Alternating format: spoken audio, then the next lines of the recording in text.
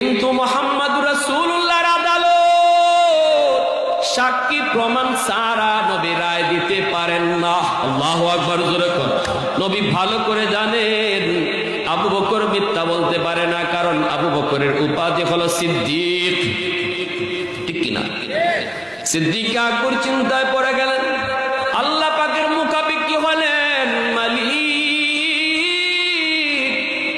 ওই জায়গায় কেউ ছিল না, কেউ শুনে নাই, কেউ দেখে নাই। আমি আবু বকরের পক্ষে কোনো সাক্ষী নাই, কিন্তু তুমি মালিক সাক্ষী আছো। আল্লাহ, তুমি তো সব দেখেছ, তুমি তো সব শুনেছ। এই বইলা আল্লাহর কাছে তিনি কান্না শুরু করলেন।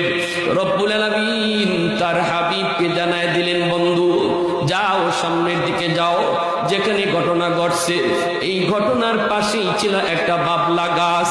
গাছের নিচে ঘটনাটা ঘটলো। এই গাছ সব দেখছে, সব শুনছে। বন্ধু তুমি যায়া গাছকে সাক্ষী মাইন, আজকের জন্য আমি আল্লাহ গাছের জবান খুলে দিব।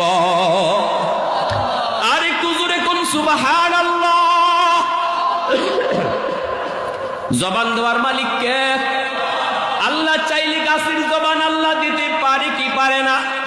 মানুষের জবান আল্লাহ মুহূর্তের ভিতরে কেড়েও নিতে পারে। গাছের জবান আল্লাহ খুলে দিতে পারে, পাথরের জবান আল্লাহ খুলে দিতে পারে, কিন্তু সুস্থ একটা মানুষের জবান আল্লাহ চাইলে মুহূর্তের ভিতরে নিতেও পারে। সিদ্দিক আকবরকে নিয়ে আল্লাহর নবী ইহুদিকে নিয়ে ওই গাছের নিচে চলে আসলেন। ইহুদি অবাক হয়ে গেল। ইহুদি মনে মনে ভয় পাইতেছে। ঘটনা কি? আমি তো ভাবছিলাম মিথ্যা বইলা পার পায়া যাইব, এখন দি গন্ডগোল আরো বাড়ছে, গাছে নাকি সাক্ষী দিব। ইহুদি ভাই রে, এটা কোন কাণ্ড, গাছে সাক্ষী দিবে।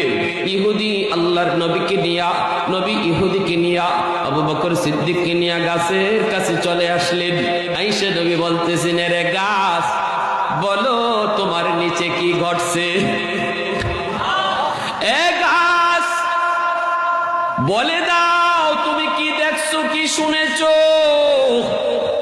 সাথে সাথে আল্লাহ গাছের জবান আল্লাহ খুলে দিলেন। গাছ ডাক দিয়ে কই, নবী গো, আপনার আবু বকর যা বলেছে সত্য বলেছে, ইহুদি যা বলেছে সব মিথ্যা বলেছে। আবু বকরকে গালি দিছে, আবু বকর জবাব দেয় নাই। বাপ তুলে গালি দিছে, জবাব দেয় নাই। কিন্তু ইহুদি যখনই আপনাকে গালি দিয়েছে তখন আবু বকর তারে যায় মারছে।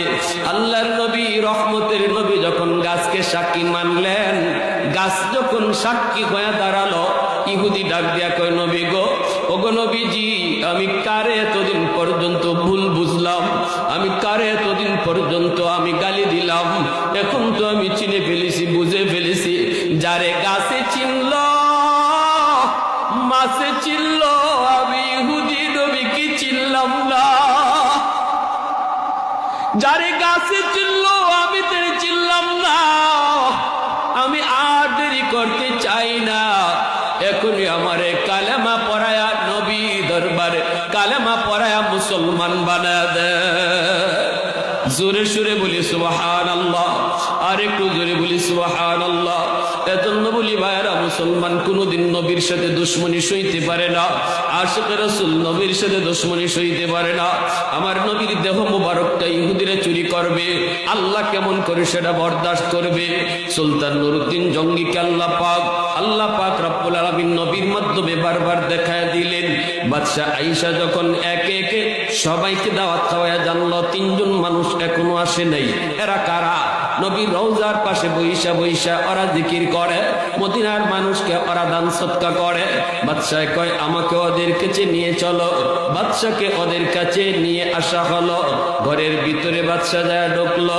ঢুইকে যখন দেখে শুধু জিকিরের আওয়াজ, দরজা বন্ধ, দরজা খোলে না, শুধু ভিতর থেকে জিকিরের আওয়াজ। বাদশা বলে, দরজা খোলো। বারবার ডাকাডাকি করার পর ওরা দরজা খুললো। বাদশা মন্ত্রী নিয়ে ভিতরে ঢুকলো। মন্ত্রী নিয়ে ভিতরে ঢুইকা তারা খোঁজাখুঁজি করলো। ওই তিনজনের চেহারার দিকে তাকায়, কিন্তু চেহারা চেনা যায় না। মাফলার দিয়া মুখটা তাদের ঘোরা, রুমাল দিয়া তাদের মুখটা ঘোরা।